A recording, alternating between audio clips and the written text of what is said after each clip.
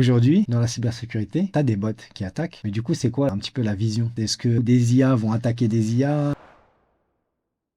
Par contre, maintenant on est sur de l'agentique. Un agent qui va discuter avec un autre Ouais. agent et peut-être parfois avec un être humain à la fin. Cet agent est un utilisateur. Donc on va le segmenter comme n'importe quel utilisateur. À quelles ressources as-tu le droit? Mm. Quel type de données tu vas traiter? Quelles actions tu auras le droit de faire dessus?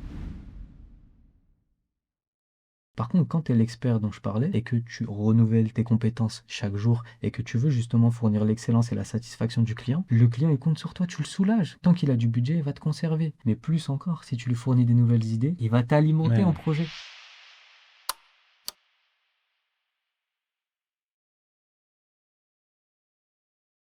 Sofiane, bienvenue. Bienvenue sur mon podcast. Je te remercie d'avoir accepté l'invitation. Je suis très honoré de t'avoir et très Également. content. Également.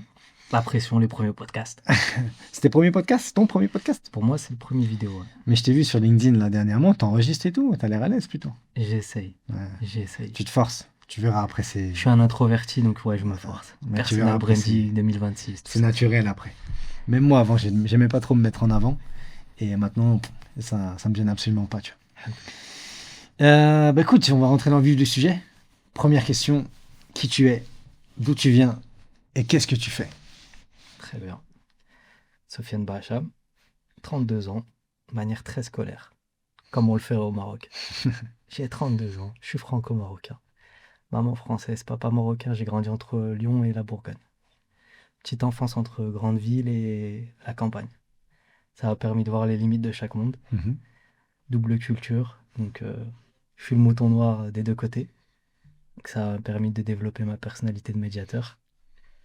Euh, qui je suis, c'est ça, et après? Euh, D'où tu viens, qui tu es, donc ça fait machin, hein, d'où tu viens, donc tu l'as dit, et c'était qu'est-ce que tu fais? Ce que je fais, je mets en relation des gens. Je fais partie des gens que tu appelles les connecteurs. Mhm. Et surtout, je le fais dans le but d'aider. Donc évidemment, on est dans un monde capitaliste, on n'est pas dans les bisounours. Donc j'essaye de tirer des fruits de la valeur que je crée. Euh, et je le fais sans limite. Sans limite parce que bah déjà, ça fait du bien d'aider les gens. Mhm. Vraiment, ça fait du bien. Et je vois les gens comme des livres. Comme toi, tu es en train de me regarder. Attends, qu'est-ce qu'il raconte? Ça m'inspire. Ben, il y en a qui kiffent lire des livres. Mhm. Moi, j'aime écouter la vie des gens. Découvrir pourquoi un tech il se met à faire du sales, pourquoi un tech il veut créer sa boîte. Et petit à petit, je développe des réflexes qui me surprennent moi-même. Aujourd'hui, ben, il y a un frère qui veut développer son SaaS. Mhm. Ok, mais tu veux être la référence du business ou tu veux juste faire de l'argent? C'est vrai que tu m'avais posé cette question là par rapport à mon agent WhatsApp. Donc, Exactement. Et derrière, et derrière, j'avais pas la réponse. mais cette question, elle est profonde. Mhm. Parce qu'en fait, c'est quelle place tu veux prendre dans la société Mhm. finalement. Et t'es prêt à quel sacrifice pour atteindre cet objectif. Mhm. Et juste avec cette réponse, tu l'as. Et c'est ça que j'adore. J'aime beaucoup faire. De toute façon, il y a un mot que tu as utilisé, le mot connecteur, j'aime beaucoup ce mot. Alors comme j'ai dit, j'aimais pas forcément me mettre en avant, mais j'ai toujours eu ce relationnel. Aujourd'hui, j'ai des amitiés, ça fait une trentaine d'années facilement qu'elles sont là, elles sont dures, enfin elles sont solides, on va dire. Et donc j'ai toujours eu ce relationnel-là, mais tu vois, le réseautage, j'avais toujours un petit a priori. Ouais, est-ce que c'est pas trop intéressé, etc., etc. Et en fait, quand tu te mets dans le mood et que tu y vas justement en mode connecteur, mais ça, c'est pareil, je trouve que c'est quelque chose d'assez naturel pour les connecteurs, tu vois. Et bah, en fait, c'est ça, c'est exactement ce que tu dis. En fait, t'écoutes les gens, t'apprends à les connaître. Et puis, en fait, tu vas être plutôt même dans une démarche, bah, tiens, comment je te solutionne? Alors, il y a toujours ce côté un petit peu, bah, ma contrepartie, entre guillemets, tu vois. Mais parfois, tu vas juste connecter les gens et après, on va voir ce qu'il advienne. T'attends même pas forcément les fruits de cette connexion, mais souvent, t'as quelque chose en retour. Ou alors, ça vient d'un chemin indirect et tout, tu vois. À tous les réfractaires qui vont entendre ce morceau du podcast, ceux qui disent oui, mais ces gens-là, même derrière le podcast, ils font par intérêt, s'ils vendent, c'est pour leur bien personnel, etc. L'essence même de l'homme, c'est son intérêt personnel. Hmm. On a été créé comme ça. Et la preuve même de ça, c'est que tu dis je t'aime à l'autre, c'est parce qu'il t'aime. Ouais. Si demain quelqu'un dit je te déteste, tu ne vas plus l'aimer. Et l'amour, il sera jamais aussi profond que s'il est réciproque. Ouais. Mais de toute façon, tu le vois, tu vois, on parlait tout à l'heure de LinkedIn. Donc, je suis quand même assez présent sur LinkedIn, mais tu le vois même sur LinkedIn, c'est je like ton contenu. En général, il va liker en retour. Et s'il Et, le fait pas, il y a des voilà, chances que je le refasse pas. exactement, tu vois. Tu te dis, ah ouais, j'aime bien, mais là, il m'a pas donné, tu vois. Donc, est-ce que je vais lui donner, tu vois? C'est naturel. Mm. Donc bien évidemment que si je connecte tous les gens de mon village entre eux qui deviennent millionnaires, bah, si j'ai pas un petit grenier dans tout ça, je vais Ouais. me sentir rouler. Non, mais c'est vrai, t'as raison. Parce que du coup, même moi, je le vis parfois personnellement. C'est que tu connectes, tu donnes, tu donnes, tu donnes. Si t'as pas un petit peu en retour, ben en fait, après, tu vas avoir moins ce réflexe. Ou peut-être te tourner en donnant à quelqu'un d'autre et ainsi de suite. C'est naturel. Mais ouais, t'as raison. Et de toute façon, tu vois, tu parlais de podcast. Par exemple, moi, aujourd'hui, enfin, j'ai envie de faire, tu vois. Donc, je vais le faire. J'attends pas forcément quelque chose en retour, mais c'est pour moi, pour satisfaire mon ego, entre guillemets, tu Ton vois. projet. Voilà, c'est ça. C'est je veux le faire, je le fais. Au moins, je l'aurais fait, tu vois. Après que les gens ils félicitent, ils applaudissent ou quoi, c'est mieux. Mais c'est pas forcément ce que je vais rechercher, tu vois. Ouais, puis je Donc pense que tu c'est pour arrives à un mon intérêt moment. personnel Ah, finalement. exactement, tu arrives à un moment dans ta vie où tu as ce luxe de pouvoir te divertir. Mm. Et ça fait du bien parce que ça change de prisme par rapport à ce métier qui est. Bon, on le voit pas parce on est confortable. On va pas se Ouais. plaindre. On est très confortable. Euh, mais des fois, c'est beaucoup de tension morale, beaucoup de charge mentale. Et ça fait du bien, ça décharge un peu. Ouais, c'est ça. Mais tu vois, je disais à quelqu'un qui est dans la pièce, qui nous écoute, je lui disais tout à l'heure, je disais, euh, en fait, même aller réseauter aujourd'hui, échanger, apprendre à connaître les gens, après, c'est un kiff, tu vois. Et au final, je nourris une envie, un plaisir. Et ce qui fait que derrière, ça me libère du temps, entre guillemets, parce que j'ai pris ce plaisir-là, bah, ça me libère du temps. Alors, je prends toujours du plaisir aussi pour cette chose-là, mais ça me libère du temps pour passer vraiment du moment quali avec la famille, etc. Tu vois. Et alors à un moment donné, à une époque, bah, tu sais, tu bosses, après tu as les enfants, tu dis, ah bah tiens, je vais être sur le téléphone et tout. Alors que là, non, j'ai déjà eu ma dose, entre guillemets, De nouveautés. purement personnelle, entre guillemets. Et là, bah non, je vais profiter encore plus avec les petites. Donc là, c'est un moment ensemble, tu vois. Et ça, c'est vrai que c'est quand tu satisfais, entre guillemets, ton besoin primaire, quoi. Donc, tu sais, quand tu es concentré sur ta personne, bah après, tu es beaucoup plus ouvert à donner pour les autres, on va dire. Ouais, surtout, puis après, enfin, moi, je pense cette parenthèse, mais en t'écoutant, je me dis, bah, cette façon de faire, de connecter, de voir des nouvelles personnes, c'est aussi un moment pour se reconnecter à soi-même parce que finalement, c'est ce qu'on a fait tout au long de notre parcours Mhm. scolaire, de notre enfance. Et d'un coup, on tombe dans la vie active où le modèle classique jusque-là, c'était CDI, 40 ans, même tête, plus ou moins, avec toujours la même tête. Bon, déjà, à la maison, t'as tes enfants, ta femme, c'est la même tête, 40, 50, 60 Ouais. ans. Et si en plus on te met ça au travail Mhm. et qu'on te tue la nouveauté alors que pendant 20 ans, t'as fait que ça, je pense que ça permet aussi de se retrouver avec soi-même. Ouais, complètement. Mais du coup, ouais, puis moi, je trouve que c'est un trait, je sais pas si tu vas être d'accord avec ça, mais c'est un trait important pour la partie commerciale, développement du business, tu vois. C'est Indispensable. se dire, voilà, comment je me place, et ça, c'est toi qui me l'as dit, hein, c'est comment je me place en partenaire. Donc en mode, voilà, je suis là, je t'apporte des solutions, je te donne finalement quelque chose, tu vois. Et non plus en mode, bah, j'attends que tu me donnes, j'attends que je te sois utile, tu vois. Ouais, Là, c'est c'est plutôt, indispensable. voilà, je te suis utile pour ça, ça, ça. Voilà. J'essaie de répondre, de t'apporter quelque chose sur un plateau avant même que tu m'exprimes le besoin, on va dire. Ah, je le dis même pour les jeunes que j'accompagne parce que je fais un peu de mentoring parmi les choses que je fais. Donc je connecte les gens professionnellement, Mhm. des décideurs IT, des CISO, des DSI qui ont des besoins très précis, des besoins d'experts particulièrement. Je vais essayer de leur trouver cette pépite qui est top certifié, qui a 10 ans d'expérience, qui va pouvoir résoudre ce besoin en une semaine là où d'autres le feront en un mois. C'est vraiment ma quête. Mais en plus, bah, j'accompagne des jeunes sur le mentoring pour bah, déjà rendre. Je suis pas encore dans la transmission parce que j'estime que je suis encore trop jeune, Mhm. mais petit à petit. Mais d'en rendre ce qu'on a pu me donner jusque-là comme opportunité. Et je leur dis, mais changez de posture, vous cherchez un stage, une alternance. Vous avez un réseau? Non, ok, on fait quoi? On se victimise, on va mendier, on va faire comme les gens font sur les réseaux avec un carton à la Défense ou ailleurs. Pour moi, c'est ok, c'est original, mais c'est pas la bonne posture. Ouais. T'as des choses à offrir, t'es un être humain, t'as fait un bac plus 5, t'as une valeur. Donc, va interviewer des gens pour savoir ce qu'ils font dans la réalité, parce qu'à la fin, vas-y, t'as énormément de chance. T'as ton père qui est DG d'une grosse boîte du CAC 40. Donc, il te met devant Nathalie, chef de service que toi tu vises. Mais si tu sais même pas ce qu'elle fait, tu vas être Ouais. ridicule. Mhm. Va interviewer ses pairs. Va comprendre, tu fais quoi au quotidien? Ta vie familiale, elle ressemble à quoi? Derrière, quand tu vas te retrouver par chance, entre guillemets, devant cette Nathalie, bah, tu vas honorer ton père et tu vas honorer ta personne parce que tu vas être capable de comprendre ce qu'elle fait et de pouvoir vite t'intégrer. Mhm. Et donc la posture, elle change. Ça, c'est ce que j'ai fait moi. Ma cousine, elle me disait pas plus tard qu'il y a 2 jours, je veux mon stage chez Publicis parce que j'ai ajouté toutes les RH sur LinkedIn. J'ai fait un big dossier comme si c'était un dossier qui était un cas d'école en fait. C'est comme ça que j'ai été recruté. Là où tous les autres, en plus elle est à Lyon, Publicis, ils sont à Paris, enfin, elle a très peu de chance. Elle a réussi. Ouais, bah, de toute façon, même de manière générale, hein, moi j'ai connu une époque où on venait nous chercher, surtout dans mon domaine. C'est fini. Aujourd'hui, ouais, c'est clairement fini. Si tu n'arrives pas à te démarquer, finalement, aller chercher à la pêche. Alors, quand tu as de l'expérience comme moi, on vient toujours te chercher, mais si tu n'essayes pas d'être proactif et d'aller chercher quelque chose, bah, globalement, il va pas te tomber dans les bras, quoi. Ouais, puis même si toi demain tu vises une entreprise particulière à Boston ou New York, ces gens-là ils te connaissent pas, et ils ont des milliers de profils comme toi. Mhm.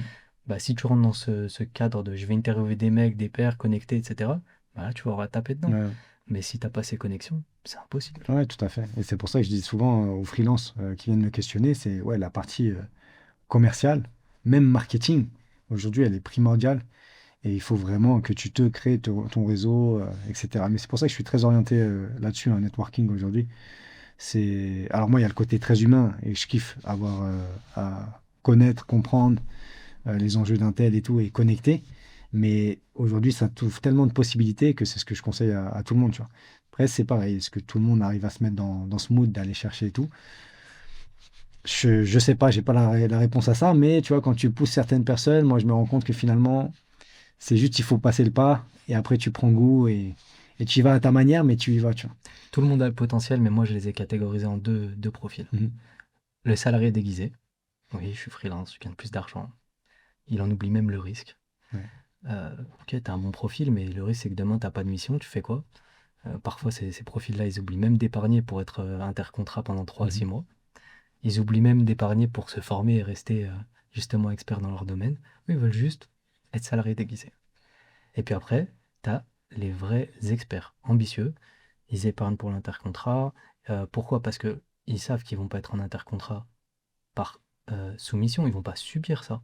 C'est juste qu'ils disent, je veux la bonne mission. Mhm. Et la semaine dernière, je discutais avec un consultant qui est resté 6 mois en intercontrat. Il était chez Enedis.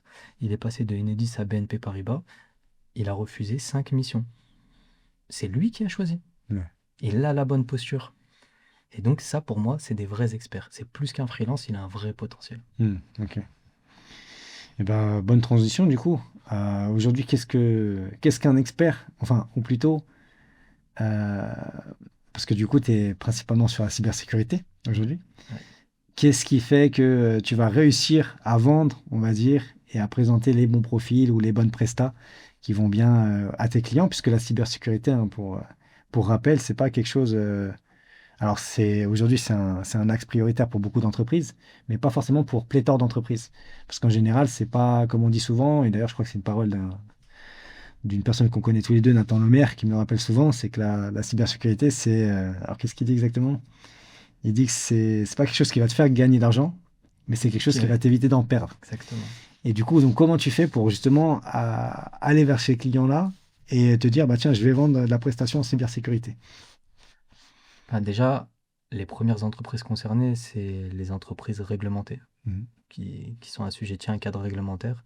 Beaucoup banques, assurances, euh, et dans mon cas, grâce à la RGPD, un peu tout le monde. Des Carrefour, des But, et je ne sais quoi, ces entreprises-là, si elles ne respectent pas ces normes-là, ben, un pourcentage du chiffre d'affaires va leur être imputé comme amende. Mhm. Euh, donc de là, le calcul de ROI dont parlait Nathan justement, il vient assez vite. Et comment je leur vends les prestations? On va dire que mon premier monteur dans la cyber, c'est une personne qui s'appelle Frédéric Lucignol. Donc pour résumer un peu mon parcours, j'ai fait les mines télécom à Évry, dans le sud de Paris. Et assez vite, ben, 80% de ma promo, ils finissent Big Four. Ok. Consultant, PowerPoint, Word, des fichiers que personne va lire, tout ça. Ah, je voulais pas faire ça. Ça m'angoisse juste de t'en parler. à la fin tous pour être senior manager, etc. C'est très bien. Je les envie pas et je pense qu'ils sont très épanouis. Et derrière, donc moi je me suis tourné plus vers le business. Et j'ai fait une spécialité en Business Information System. C'est là que j'ai vu les normes DAMA dont je te parlais. D'accord, ouais. Donc tout ce qui est normes autour de la data. On m'en parlait en disant tu verras plus tard tout le monde sera valorisé à travers ça. Et puis bon, on voit que ça arrive tout doucement justement. Et ça c'était il y a 10 ans en arrière. Euh, En alternance j'ai intégré SFR Business au grand compte. Et j'étais à l'époque où Patrick Drahi avait racheté la société avec Altis. Ok. Ça se passait très mal, très tendu. C'est là où moi j'ai pu révéler ma personnalité. Je rentrais de quelques mois en Malaisie, un peu plus de 3 6 mois. Et déjà, ça m'avait mis une frappe la Malaisie, puisque je me suis dit, mais en fait, j'ai réalisé mon rêve en costard-cravate, mais je sens que je suis pas à ma place, parce que je me sentais vraiment bien dans ce pays. Il y a plein de notions à prendre en compte, le décalage, c'est un autre pays, on est en vacances, etc. Enfin, donc ça a mesuré, à peser, on va dire. Mais quand j'arrive, ce rêve de jeune de banlieue ou de gamin qui voulait être en costard-cravate avec ces gens qui se font des after-work, qui discutent de business avec des gros chiffres, j'étais assistant key account manager, 10 millions de chiffre d'affaires. On Ok, traitait de ouais. 10 millions de chiffre d'affaires sur un seul compte, Vinci. Ben, il était fade ce rêve. Au bout de 3 mois, je me dis, mais c'est pas pour moi. J'ai rien à faire avec eux, je viens pas de ce monde. Mais c'est pas, je viens pas de ce monde. C'est pas je viens pas de ce monde, je ne peux pas m'adapter. C'est que je suis pas épanoui. Ouais, ouais, je Il comprends. y a beaucoup de faux semblants, de présentéisme, etc. Présentéisme, pardon. J'avais pas envie. Donc je quitte, je démissionne, alors que c'est dur. Déjà, à une époque, c'était dur d'avoir une alternance. Je démissionne, je rejoins SPI ICS, je fais mes premières preuves, où je signe un cabinet d'avocats d'affaires internationales et un cabinet de consulting italien qui avait une antenne à Paris. Je signe Milan, tout ça. Bon, top. Euh, Derrière, ça me permet de prouver, dire euh, l'anecdote est pas mal. Si ça peut inspirer certains, je vois le directeur Île-de-France que j'avais jamais croisé juste là. Et je dis: «Ah, salut Quentin, tu me connais pas? Moi, je suis celui qui a vendu justement à ce cabinet d'avocats d'affaires.» Je mentionne pas volontairement. Il me dit: «Ouais, c'est toi.» Je fais: «Ouais, c'est moi, le deal qu'on a closé là, un vendredi soir, fin de quarter, 18h30, t'as dû mettre ta validation. Et c'est dommage parce que après 2 ans, je vais partir, j'ai même pas bouffé avec toi.» Il me regarde, mais t'es qui toi? Mm. T'as un gamin là qui m'interpelle. À la fin, il me dit, bah tu sais quoi, viens demain matin 8h, on petit déj ensemble. On petit déj, il me dit, voilà, il y a deux options pour toi, c'est Genève ou la BU Cyber. Je dis, bah ça tombe bien, parce que moi je t'ai interpellé pour ça, la BU Cyber, elle m'intéresse. Il dit, ouais, mais il cherche un senior. Et là, je lui dis, bah écoute, moi tu me laisses te proposer un business plan avec une acquisition de clients pour moyen long terme. Vous me challengez, et si vous voyez que c'est solide, bah on y va. Moi, vous me donnez les clés du camion. Donc il me présente Frédéric Le Signol. Il me dit, ouais, je t'ai engagé parce que tu m'as raconté plein de trucs de commerciaux que je comprenais pas. Je lui dis, c'est bon. Donc à la fin, il m'a engagé. J'ai fait mes premiers cheveux blancs là parce que j'étais responsable d'un marché public pour SPICS, le marché hospitalier cyber. Euh, et en parallèle, je devais adresser les clients privés. Donc les premières réponses à incidents, au moins j'étais en tête de pont parce que le client m'appelait, oui, on s'est fait attaquer, je devais les mettre en relation avec les consultants, je savais même pas de quoi ils me parlaient. Les antivirus nouvelle génération parlaient d'EDR, je savais pas ce que c'était nouveau pour moi. Euh, et le Anyway, que j'ai sorti au FIC et que tout le monde a rigolé là-dessus, le Anyway, très important. Anyway, pour revenir à l'essentiel, Frédéric Lucignol, donc le directeur cette BU à l'époque, qui était vraiment technique, euh, c'est lui qui m'a le plus inspiré parce qu'il m'a fait comprendre, et on peut le retrouver dans d'autres domaines, mais il m'a fait comprendre que peu importe la technologie et la qualité de la techno que tu vas implémenter, s'il n'y a pas les hommes et les process associés, ton projet va dans le mur. Mhm. Et plus encore, si tu as les bons hommes et les bons process, tu peux limite te permettre d'avoir une mauvaise techno. Parce que les principaux risques vont être couverts. D'accord. Donc c'est comme ça que je suis tombé dans la cyber. Ça a duré, je sais pas, 3 4 ans avec Fred. Et après, j'ai un ami qui m'a appelé, il m'a dit: «Ouais, Sofiane, viens à Genève, j'ai un job pour toi.» Je lui ai dit: «Ah, mais ton job, il m'intéresse pas.» Mm. C'était du recrutement, je bascule là-bas. Il me propose un contrat, j'y allais. J'ai fait le tour un peu avec SPI, j'y vais. Je démissionne après 3 mois parce que je le savais un peu déjà, mais dans le déni, j'étais pas fait pour Ouais. le recrutement pur. J'ai pas de valeur. Ouais, je crois, il y a une mission chez Saint-Gobain. Tu veux? Ouais, tu veux combien? Mais moi, j'apprends plus rien. Ouais, je Je sais vois. plus ce que tu fais. Donc ça, vraiment, dans quand je reviens sur la question, qu'est-ce que tu fais? Bah oui, je connecte des gens, mais j'apprends en même temps. Parce que Ouais. vraiment, les gens, c'est comme des livres et ça me permet, moi, de monter en compétences et d'apporter de la valeur à mes clients. Donc, comment je fais pour vendre la prestation cyber à mes clients? Euh, je comprends leurs enjeux. Si demain, je vois que je viens pas au bon moment, bah, je vais pas forcer. Ok, Ouais. monsieur le client, quand est-ce que je peux vous revoir? Je sais que vous voulez migrer en toute sécurité, je sais que vous avez besoin de sécuriser les datas que vous allez migrer, mais visiblement, la migration est que dans 9 mois. Pourquoi je vais insister à vouloir lui vendre une solution dont il n'a pas besoin tout de Ouais, ouais, suite? je vois. Il y a deux types de vendeurs. Je suis pas dans le hard selling. Je suis là pour t'apporter de la valeur où je m'en vais.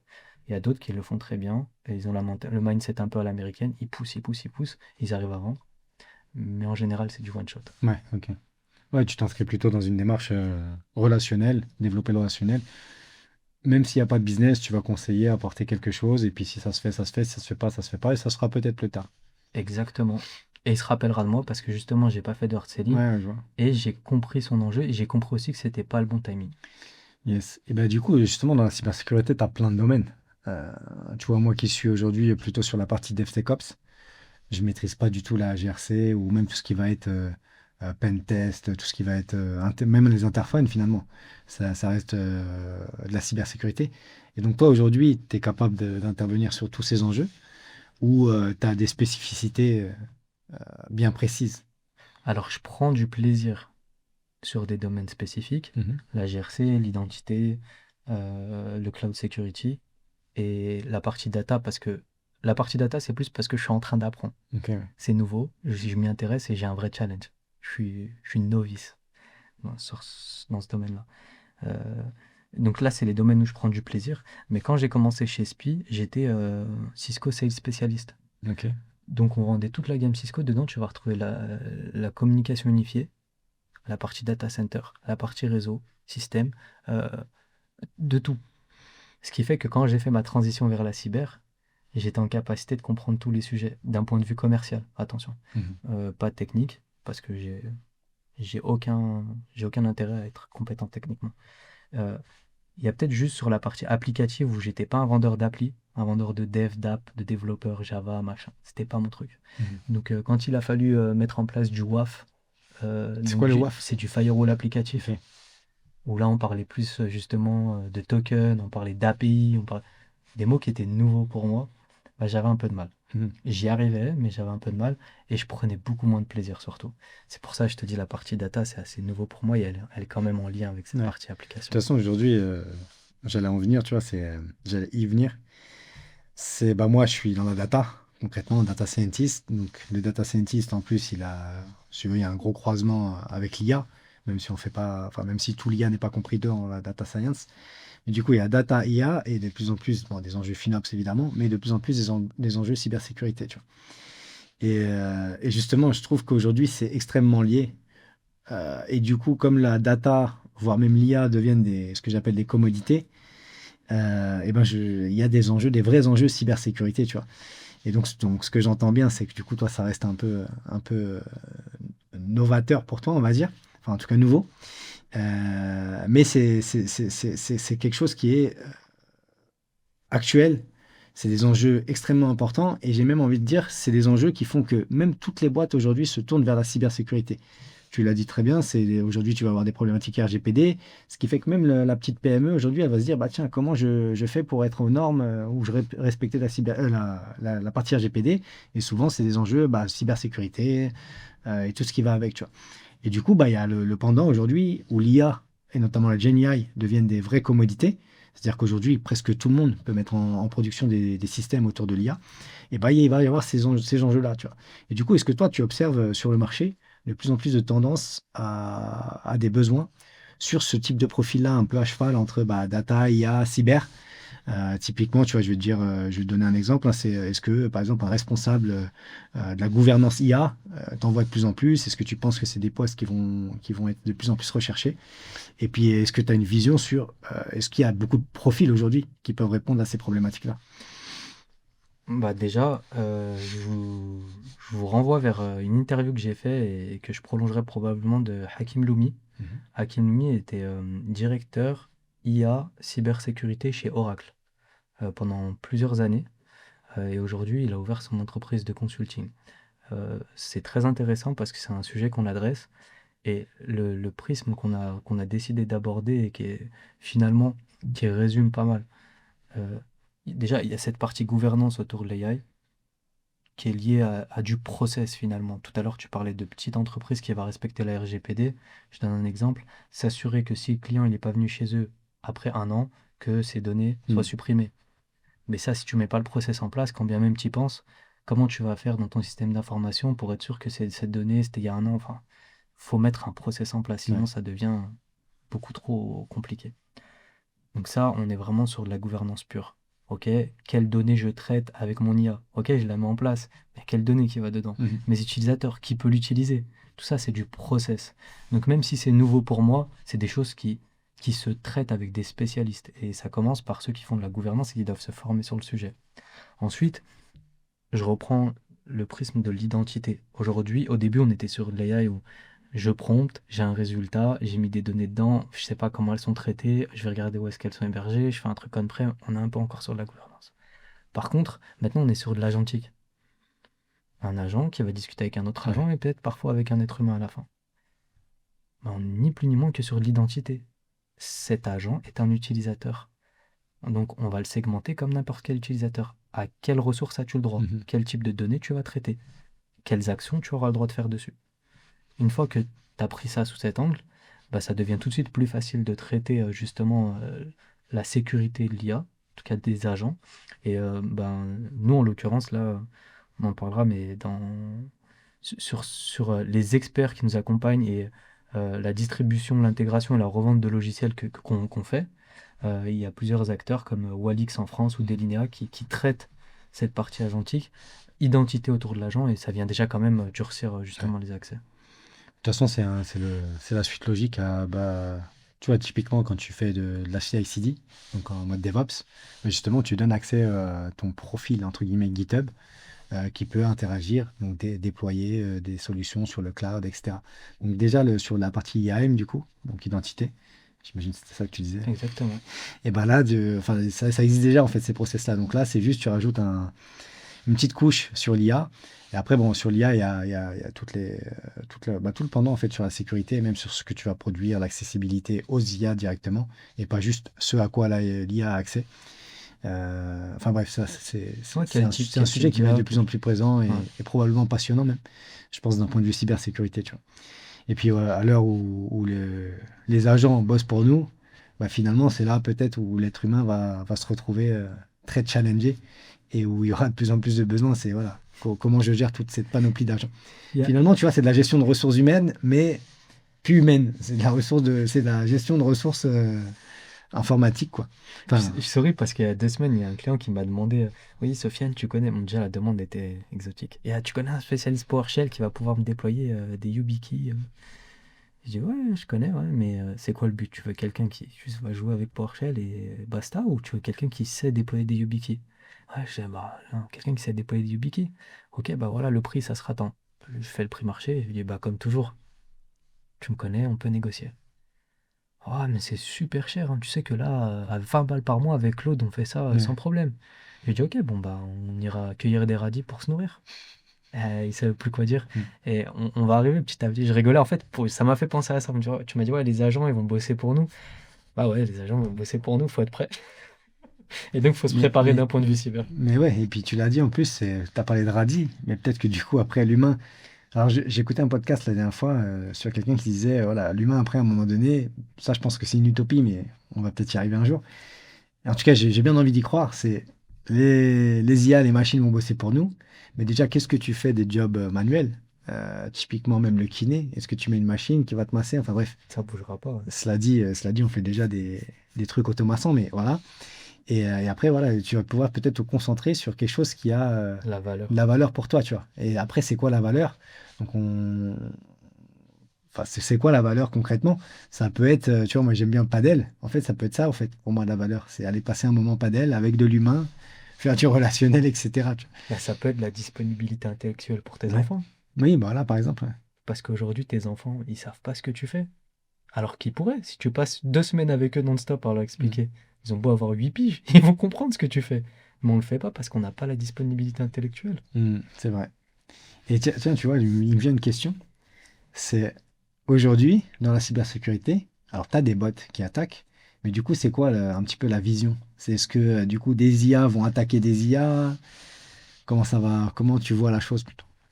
Je suis pas la personne compétente pour t'expliquer ça techniquement. Mhm. Tout ce que je peux te dire, c'est la lecture marché globale. L'IA, ce qu'elle a fait, elle a juste accéléré le nombre d'attaques. Tu connais, avec tout ce que tu as cité sur la partie pipeline CI/CD, tu connais la partie automatisation. Mhm.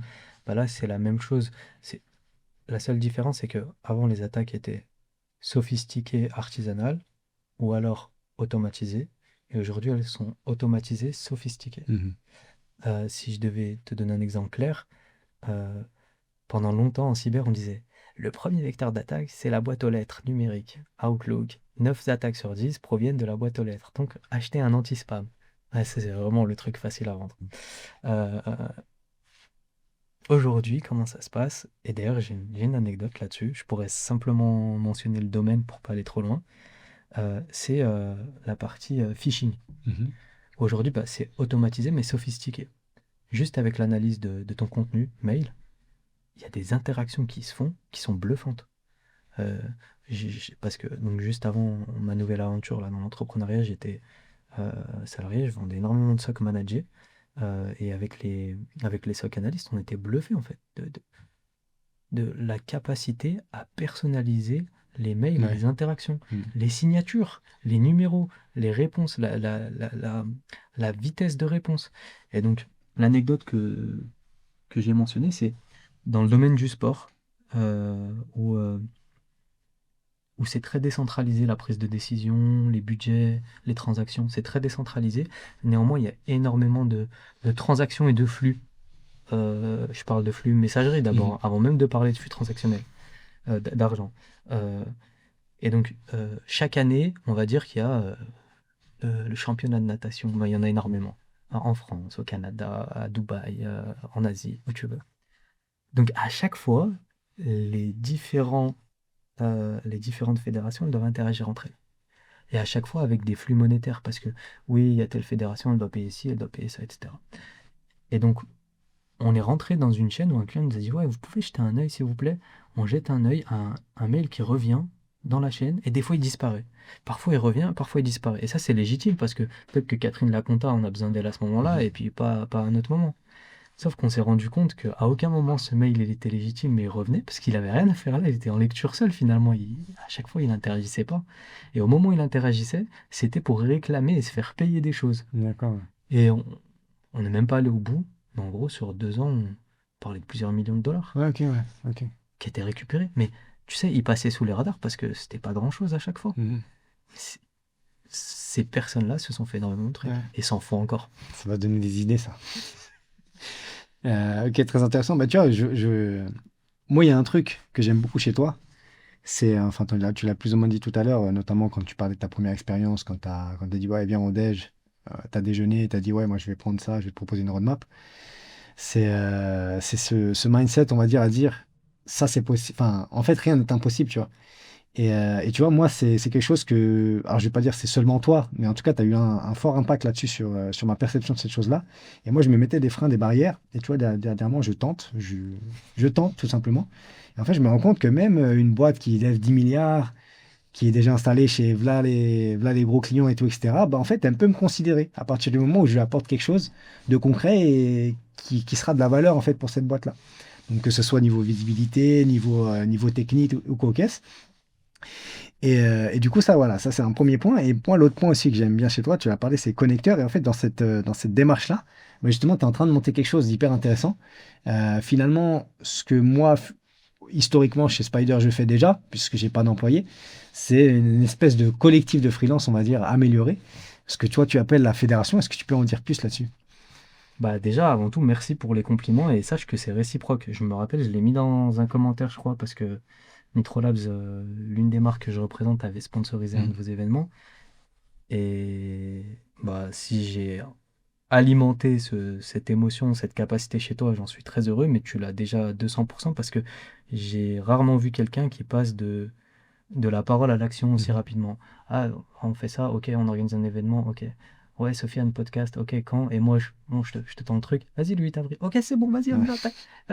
T'as pas à parler chinois et ça j'apprécie beaucoup. Alors, pour la Euh, petite anecdote, ça fait 1 an que je parlais de podcast. J'ai mis 1 an avec mon premier invité à l'enregistrer. ouais, mais t'as été au bout du truc, tu vois. Et puis, à l'époque, c'était déjà moins à la mode. Là, ça devient vraiment commun. Mais ouais, non, j'aime beaucoup. J'aime beaucoup. Mhm. C'est ça qui fait avancer les choses finalement. C'est ça aussi qui crée de la valeur. Bon, faut pas trop brasser devant non plus, mais c'est Mhm. ça qui crée de la valeur aussi, parce que ça crée du mouvement, de l'interaction. Et par rapport au. Je rebondis sur ce qui est possible et ce qui n'est pas impossible, justement. En fait, je viens tellement loin. Mhm. Il n'y a aucun membre de ma famille qui a fait un bac+5, par exemple. C'est pas grand-chose. Ça devient normal aujourd'hui. Mais en tout cas, moi, ça m'a beaucoup aidé, ça m'a beaucoup inspiré, ça m'a beaucoup alimenté. Il n'y a aucun membre de ma famille qui a fait un bac+5. J'ai quitté ma ville pour venir à Paris. On m'a dit, t'es dingue, à Paris, c'est compliqué, beaucoup d'incivilité, les gens, c'est des fous, machin. J'ai vécu ma meilleure vie à Paris. Ouais. Et ça va dans tous les sens, mais dans le bon et dans le mauvais. Mhm. Donc si tu veux t'enfoncer dans le mauvais, c'est comme la vie finalement. Tu vas y arriver. Par contre, quand tu veux du business, je parlais d'interview tout à l'heure, bah, au moment où j'ai choisi ce que j'allais faire comme métier, j'ai interviewé 5 personnes qui travaillaient dans des éditeurs logiciels ou qui étaient dans le CAC 40 avant de choisir ce que j'allais faire. Je leur ai payé un café. J'étais étudiant. Ouais. Mais si je veux faire ça à Lyon, bah, j'ai les trois gros de l'énergie, puis bon, je deviens chef industriel, quoi. Chef de projet industriel. Enfin. Et ouais, donc pour moi, il n'y a rien qui est impossible. Il n'y a vraiment rien qui est impossible. Je pars de très très bas et je suis très fier de mon parcours. Je suis fier des gens qui m'ont entouré, de ma famille, comment ils ont pu m'inspirer, que ça soit dans le bon ou dans le mauvais.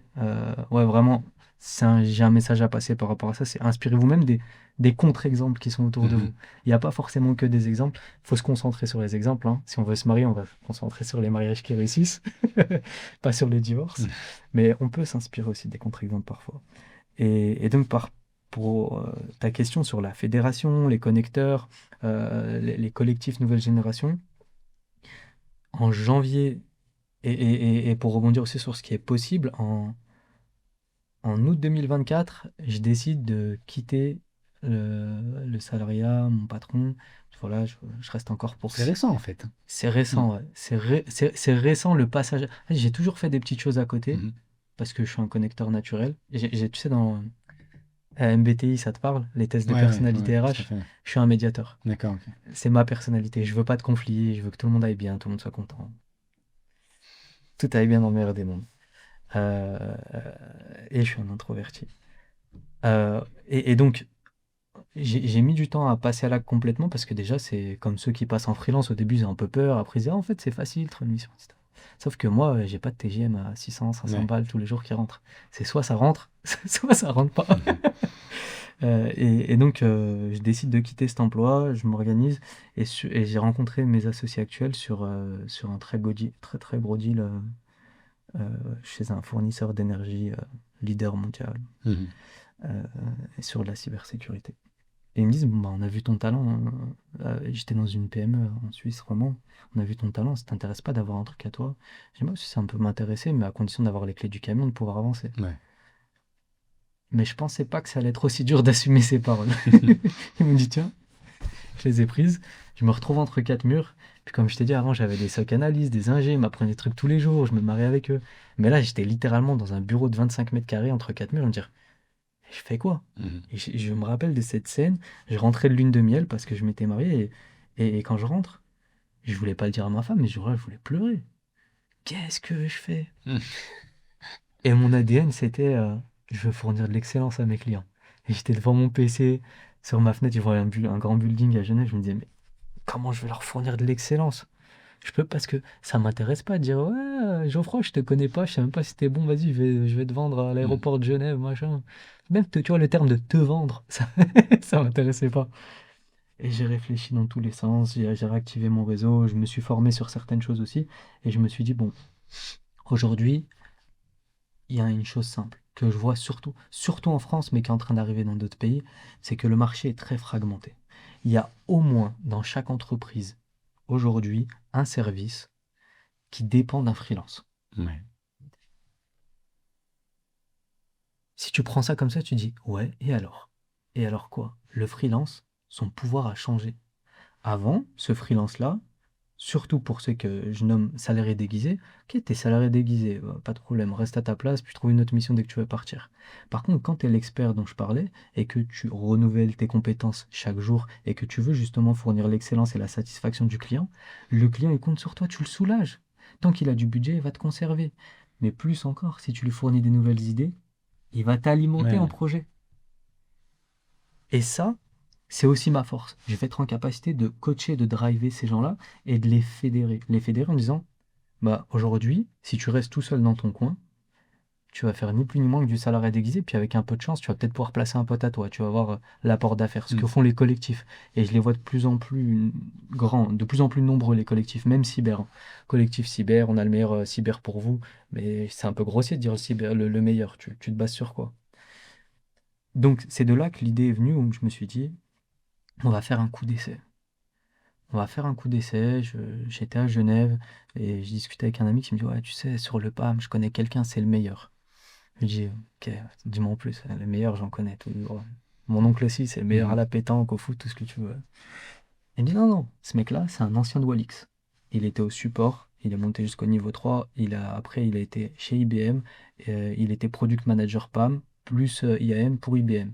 Il a eu des grands clients, grands comptes, et c'est lui qui gérait tout ça chez IBM. Derrière, il s'est mis en freelance, euh, parce que, tout simplement, comme tous les freelances, je vais me faire plus d'argent, et puis je mérite plus. mhm. Et il a raison. Euh, pour tous ceux qui ont accompagné une meuf à la sortie du collège jusqu'à chez eux, petit clin d'œil, j'ai fait ça avec lui. Je suis monté jusqu'à Paris. Et il sortait de chez son client à l'époque. Je le raccompagne jusqu'à chez lui en RER. Parce qu'il n'avait pas le temps.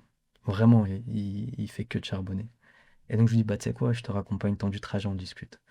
1 heure et demie après, on avait un contrat. Vraiment, un contrat de partenariat. C'était pas sur une serviette, c'était sur un Ouais. papier, mais on avait un draft. On avait un draft. Je suis rentré, je lui ai renvoyé, on a signé, on avait un contrat de partenariat.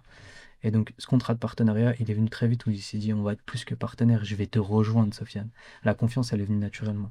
Résultat, ce draft de fédération et de redonner à César ce qui est à César, c'est-à-dire que ceux qui créent de la valeur, leur redonner le fruit de ce qu'ils ont créé, euh, fait qu'aujourd'hui, avec la fédération des experts cyber qu'on est en train de mettre en place, voire même data, dont on discute toi et moi, c'est de dire, aujourd'hui, monsieur le client, aujourd'hui, messieurs et mesdames de la communauté, on est capable d'offrir une distribution, une revente, une intégration de tous les produits de votre secteur avec les personnes les plus compétentes. Mhm.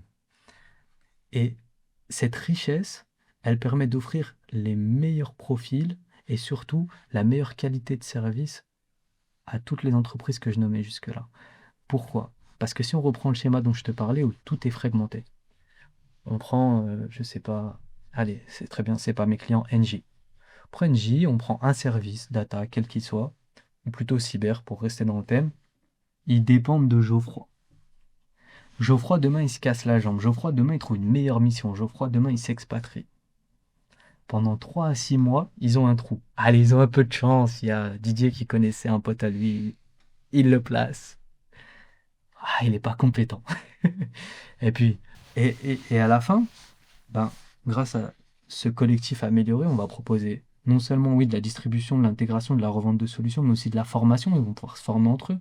Ils vont pouvoir aussi former les écoles. Mhm. Parce qu'aujourd'hui, il y a des grosses lacunes. Les écoles, elles vont chercher des freelances pour former. Ouais, ouais, C'est tout à fait. pareil. Ils savent pas la qualité de cette formation. Mhm. Et donc, de structurer un peu tout ça pour niveler le niveau vers le haut, de manière à ce que demain, si Geoffroy y part, mais il va placer quelqu'un d'autre à sa place.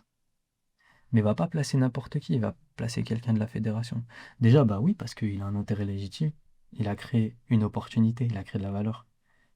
Donc en partant, vu qu'il a créé une opportunité, il va être rémunéré pour ça. Mais c'est pas un pot de vin, c'est normal. Mhm.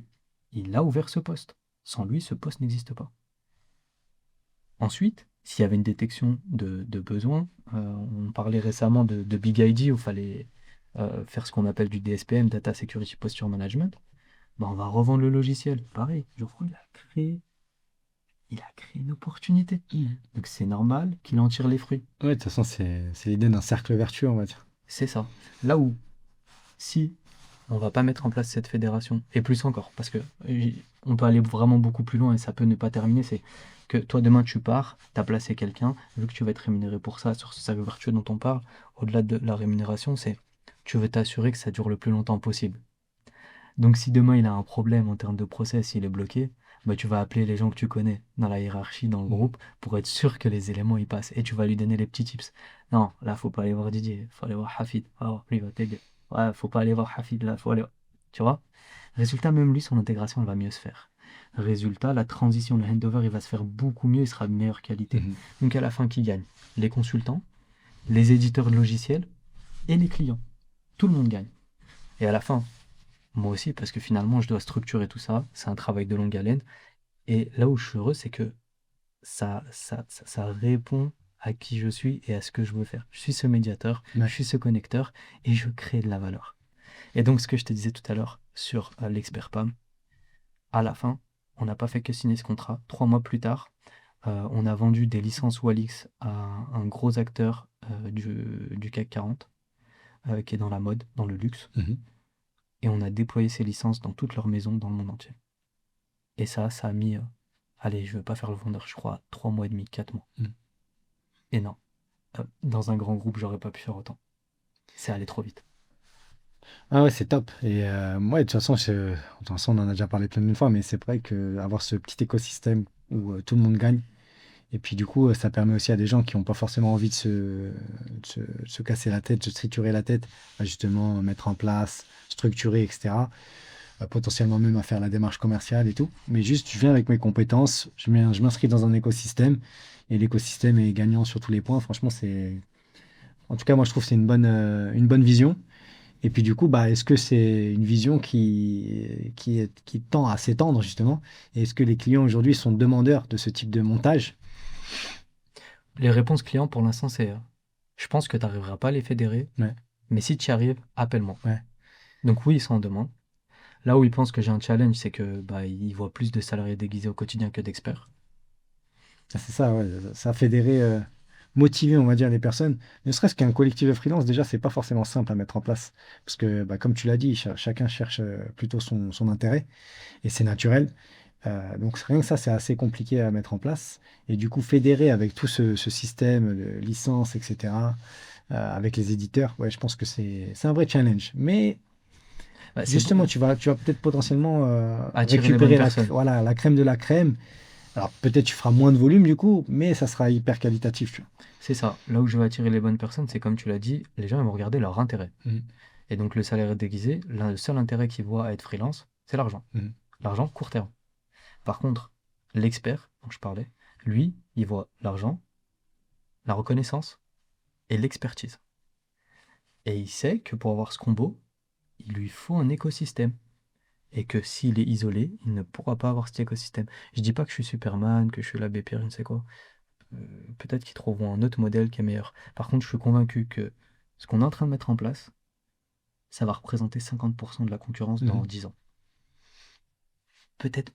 Et encore, même sur le service manager, j'y crois. Ouais. Parce que je me dis, du moment que d'un point de vue contractuel juridique, on peut mettre en place des SLA et que tout le monde est intéressé pour ça, bah pourquoi on pourrait pas mettre 4 freelances autour de la table qui fourniraient un service manager? Ouais.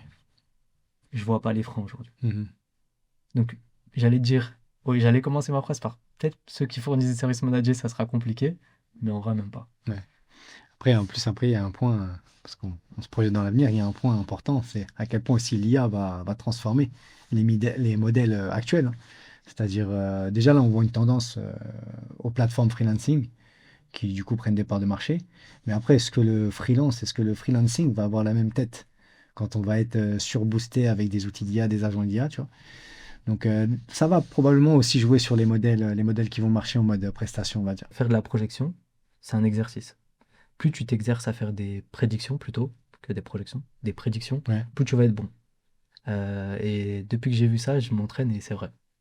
Et donc, juste pour le jeu, c'est quoi ta prédiction? Peut-être rien, Je rien à regarde, voir. moi, une prédiction peut-être utopique, mais c'est est-ce que moi, je vais continuer à être freelance ou est-ce que c'est mon agent qui va prendre ma place, tu vois? Est-ce que c'est ton agent, donc un agent que tu auras entraîné et que tu vas mettre à ta place? Voilà. Et mais du Tu as coup, finalement mon jumeau numérique, tu vois? bien sûr, bien sûr. Et du coup, légitimement, tu vas être rémunéré pour l'argent que tu as entraîné. C'est ça, ouais. Ou même, je te donne un exemple tout bête. Enfin, moi, je le sais parce que j'ai eu un client dans ce domaine-là, mais tu vas apprendre justement ton jumeau numérique pour pouvoir driver ta vie, entre guillemets, répondre à ta place et tout, etc. Bon, moi, je suis pas un grand fan parce que j'estime ma réponse à tel commentaire, par exemple sur LinkedIn, en fait, ça doit venir de moi. Quelle est la... Enfin, tu vois, La notion d'éthique. ça nous... Ouais, il y a l'éthique, mais ça, même toi, en fait, finalement, c'est pas toi qui as répondu la réponse que tu as faite. Je veux dire, ça nourrit quoi chez toi d'avoir automatisé ça?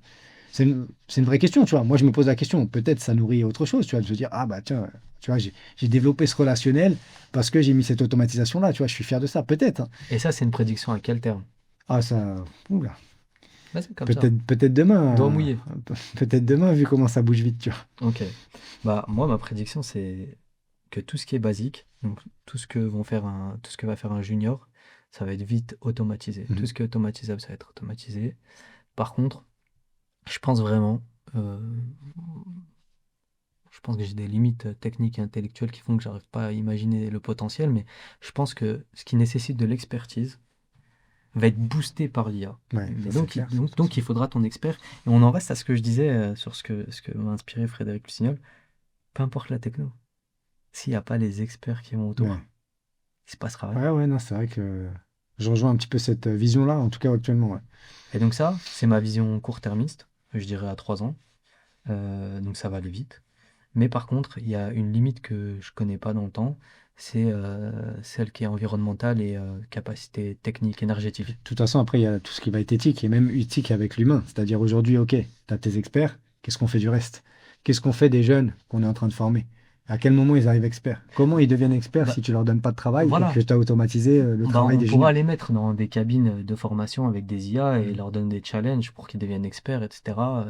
On pourra le faire. Et de toute façon, aujourd'hui, c'est comme ça que toi, tu es devenu expert. C'était un moment après le travail, bah, tu Ouais, c'est vrai butais que tu fais. sur des cas d'usage. Mhm. Et c'est comme ça que tu es devenu meilleur. Ben, Ah, mais il après, il n'y a faut... pas mieux que le terrain, tu vois. Les problématiques métiers, y répondre. Alors tu peux te les poser, ces problématiques métiers en dehors, mais souvent quand tu as un contexte client, enfin, C'est un beau lab. on te les donne sur un plateau, tu vois, t'as pas, même pas besoin d'y réfléchir, tu vois. Mm, Donc effectivement, c'est un beau lab, comme tu as dit, ouais. mm. Bah ouais, et puis pour plus long terme, je sais pas, à un moment, quand est-ce que les data centers vont lâcher, quand est-ce que l'électricité Ouais. va lâcher, tu vois, là on le voit avec la guerre. Donc il y a cette crise pétrolière, mais en plus de ça, on le sait, la consommation énergétique de l'IA, on est dépassé. On ne Mhm. pensait pas que ça allait aussi vite. Donc est-ce que on va avoir des gens responsables, des politiques qui vont dire, on se calme, Mhm. on va réduire De la toute façon, ouais, je pense que ça passe aussi par la régulation. Mais il y a pas mal d'initiatives. Tu vois, tout à l'heure, on parlait d'argentique avec une autre personne. Et sur l'argentique, moi, c'est ce que je dis, c'est que tu vas plutôt aller sur des petits modèles spécialisés, quitte même à ce qui, tu vois, tu parlais d'agents qui parlent entre eux et tout, etc., quitte même à faire du multi-agent. Et du coup, tu vas forcément réduire drastiquement les besoins en ressources, tu vois. Après, voilà, on a pris un chemin qui, quoi qu'il arrive, on va devoir avoir de plus en plus de ressources et tu auras à un moment donné une limite, exactement. que ce soit en matière première, en énergie, etc., tu Mm. vois. Donc ça, c'est vrai, ouais. Écoute, Sofiane, je crois qu'on arrive à la fin. Ça fait un petit moment qu'on enregistre. Moi, il y a une chose que je voulais te dire, une petite anecdote. J'allais l'oublier, tu vois. Et là, je m'en suis rappelé. C'était comment on s'est connus, tu vois, on n'en a pas parlé. Donc, effectivement, je pense que c'était via LinkedIn, si je dis pas de bêtises. Tu as dû me rajouter, on a échangé et tout. Et on a fait un call. Ça, c'est certain. Et après, je pense 2, 3 mois après, tu m'as repingé en me disant, ouais, tiens, je suis pas sur Paris, je reviens de Marrakech, etc. Moi, le moment où j'ai le call avec toi, ce qui est drôle, c'est que je parle avec une autre personne qui me parle d'un centre de formation, et justement un centre de formation à Marrakech, etc. Ouais, pourquoi pas développer la data, l'IA ensemble. Donc quand tu me reviens 2, 3 mois après, moi en fait je fais le lien, comme tu m'as parlé de Marrakech, je fais le lien avec le besoin du centre de formation. Et donc on se prévoit et tout, un rendez-vous en physique et tout. Et tu arrives en physique en face de moi, donc je remets bien ta tête, je remets bien ton Et prénom. tu dis, c'est pas Mais lui. quand tu me parles, quand tu commences à me parler, je me dis, oh, Qu'est-ce je qu'il suis à raconte? l'ouest. Et pour la petite anecdote, c'est ce petit événement-là qui a fait qu'aujourd'hui, j'ai automatisé un petit peu l'historisation, on va dire, de mes calls. Et donc, j'ai mis en place tout un système qui me permet de savoir, bah, avec telle personne, j'ai parlé de tel sujet, etc., etc. Bon, maintenant, je sais très bien qui tu es, donc j'ai pas besoin de m'y référer. Mais c'est vrai que du coup, j'avais ce petit défaut-là, entre guillemets, comme j'avais pas mal de calls, de par la communication sur LinkedIn, mais en fait, tu oublies. Et d'ailleurs, Petit message à la personne que j'ai eue pour le centre de formation à Marrakech. Bah, figure-toi que du coup, je mets pas de prénom sur la tête et sur le projet. Donc, du coup, voilà, je sais pas où tu es passé. Mais Rappelle-moi. si jamais tu vois ça, bah, rappelle-moi, on peut en discuter du centre de formation à Marrakech avec plaisir. Et donc, ce que tu as créé, produit à vendre à tous les DG qui sont sursollicités, la PME, ETI, qui savent plus où vous mettre de la tête. Allez, appelez Geoffroy, il va vous apporter une solution. Et du coup, pour finalement conclure, est-ce que tu es venu avec une petite citation ou est-ce que tu as un petit mot de la fin? Euh, c'est un mot que je me répète depuis quelques temps maintenant, grâce à l'entrepreneuriat. On va tous mourir. Et ça va venir. Alors, je vous le dis avec un grand sourire, parce qu'on va tous mourir. Donc, oubliez pas ça. Gardez en tête qu'on va mourir. Que du coup, bah, profitez au maximum de cette vie. Profitez-en pour faire du bien autour de vous. Essayez de vous dépolluer, de sortir de la pollution de la télévision. On est français, ma femme est italienne, on est français, on aime bien critiquer, on aime bien dire ah, bah, c'est bon, je t'ai dit désolé. Bah, essayez de devenir meilleur. Parce que de toute façon, c'est le seul vrai challenge qui vaut la peine. Parce que pour le reste, vous pouvez être millionnaire comme Epstein et faire tous vos plaisirs les plus vicieux, vous allez mourir. Ça peut amener à l'anarchie, ça. Eh ben, écoute, Sofiane, en tout cas, belle parole pour la fin. Je te remercie d'être venu. Je remercie aussi Café Crème qui nous ont chaleureusement accueillis pour le tournage de ce podcast. Yes. Et, bah, encore une fois, un grand merci. Et puis, je vous dis à la prochaine pour un prochain épisode avec un nouvel invité.